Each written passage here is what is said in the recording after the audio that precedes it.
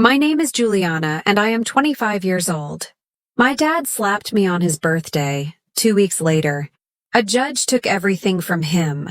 I never imagined my life would fracture so violently in a single moment. Yet that is exactly how it began, on an evening that was supposed to be filled with laughter, candles, and the familiar warmth of family. My father's birthdays were always grand events in our house, orchestrated with obsessive precision, because he loved attention more than anything else. That night, the dining room glowed under golden lights. The table overloaded with expensive dishes he insisted we prepare every year, as if abundance could disguise the tension that permanently lingered between us. I arrived carrying a carefully wrapped gift, my hands slightly trembling, not from excitement but from the quiet dread I had grown used to whenever I faced him. My father was a man who measured love in obedience and respect in fear, and despite being an adult, despite building my own career and independence, I still felt like a small child standing before him. When he opened my present, the room fell silent in that strange way it does before a storm. His expression hardened instantly. He stared at the gift as though it were an insult rather than a gesture. Then, without warning, his voice exploded across the room, sharp and humiliating, demanding to know how I could dare bring something so worthless. The words cut deeper than I expected. But before I could even respond, before I could defend myself, his hand struck my face with a force that froze time itself. The sound echoed louder than the music, louder than my mother's gasp, louder than my own heartbeat. I remember the shock more than the pain, the disbelief that someone who was supposed to protect me could shatter me so publicly, so effortlessly. No one moved. No one spoke. My cheeks burned, my eyes flooded, but the tears that gathered were not just from the slap. They were the release of years of swallowed anger, years of silent endurance. I left the house that night with tears blurring my vision, my chest heavy with something far darker than sadness. For the first time, I did not feel like running back to apologize for something that wasn't my fault. I felt something shift inside me, something irreversible. In the days that followed, the memory of that humiliation replayed relentlessly, each repetition strengthening a clarity I had never possessed before. My father's cruelty was not an isolated incident. It was a pattern, one that had defined my entire upbringing. He controlled finances, decisions, even emotions, using money and intimidation as weapons. But the slap changed everything because it happened in front of witnesses, in front of relatives who could no longer pretend not to see. What he didn't realize, what he never bothered to consider, was that his empire of authority had been built on foundations riddled with secrets, secrets I had unknowingly become connected to through my work. I had spent years studying law, quietly developing expertise in financial compliance and asset tracing, skills my father dismissed as trivial, because he believed power placed him beyond consequence. Yet as the shock faded, understanding replaced it. I began to notice irregularities I had once ignored, transactions that made no sense, properties that did not align with declared income, a web of deception hidden beneath his carefully maintained image. The humiliation I suffered became fuel, not for reckless revenge, but for something far more devastating: accountability. I did not act out of rage alone.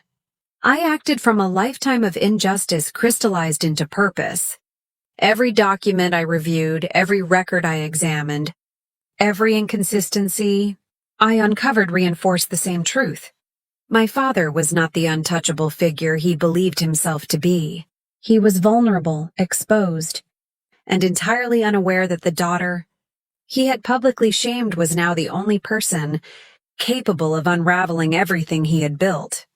2 weeks can pass quickly in ordinary life, but for me, those 14 days felt like a transformation, a silent march toward a reckoning he could not anticipate. While he continued his routines, confident and dismissive, I prepared with patience, precision, and a calm that surprised even me. I was no longer the frightened girl seeking approval. I was a woman who had finally understood that some wounds do not heal, they awaken. And by the time my father realized the ground beneath him was shifting, it was already too late to stop what had begun on the night he decided. A slap was an acceptable gift to give his own daughter. 2 weeks later, everything my father believed was permanent began to collapse with a precision that mirrored the control he once held over my life. He had no idea what was coming, not because the truth was invisible, but because arrogance has a way of blinding those who feel invincible.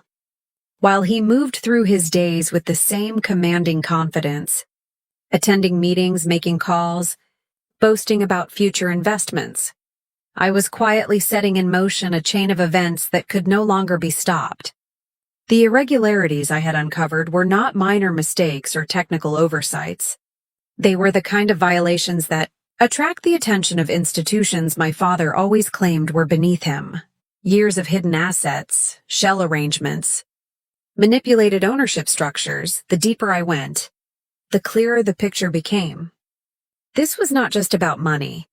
It was about deception woven into the very framework of his success.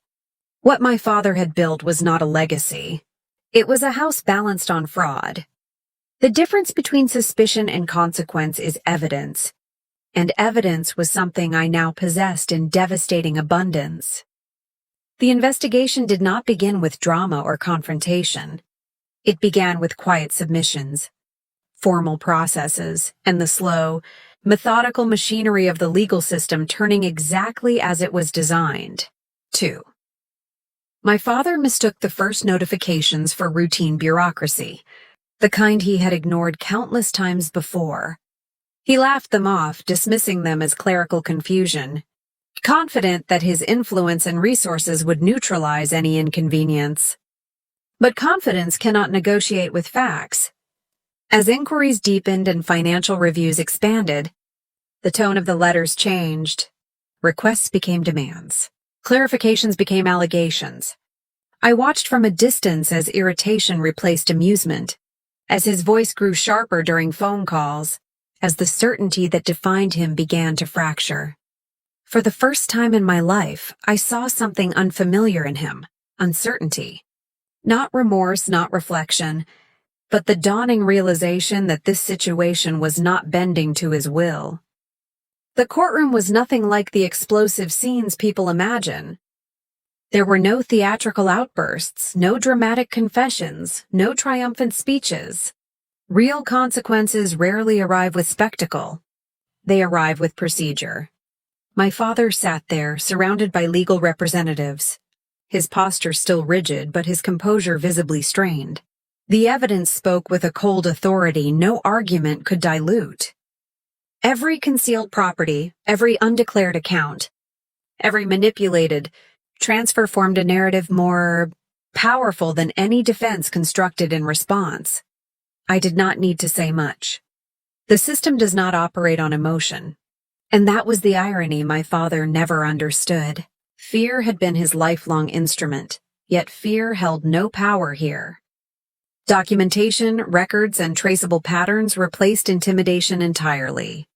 When the judge finally delivered the ruling, the words were calm, measured, and absolute. Assets frozen, holdings seized, ownership structures dismantled, financial privileges revoked. It did not happen in an instant of cinematic shock. It unfolded like the closing of a door that had been slowly swinging shut from the moment. My father chose violence over dignity. I watched his expression change. Not into anger as I once expected, but into something far more revealing, disbelief. The kind of disbelief that emerges when someone accustomed to dominating reality discovers reality is not obligated to obey. The authority he wielded for decades dissolved not through revenge, but through accountability. The empire that made him feel untouchable was reduced to liabilities, violations and consequences written into public record. Yet the most profound moment was not the judgment itself. It was the silence that followed. No shouting, no commands, no threats. just the unbearable quiet of a man forced to confront a world where his power no longer existed. In that stillness, I did not feel triumph the way stories often portray. What I felt was closure, heavy, complex, and deeply human. The slap that once echoed in a brightly lit dining room had been answered not with rage, but with something my father never valued until it destroyed him: truth. I did not walk out of that courtroom as someone who had taken everything from him. I walked out as someone who had reclaimed everything taken from me: dignity, voice, and the certainty that injustice is not destiny. Some people mistake accountability for cruelty because they have spent their lives avoiding it. My father was one of those people. He believed authority excused behavior, that fear ensured loyalty, that consequences were negotiable. He was wrong.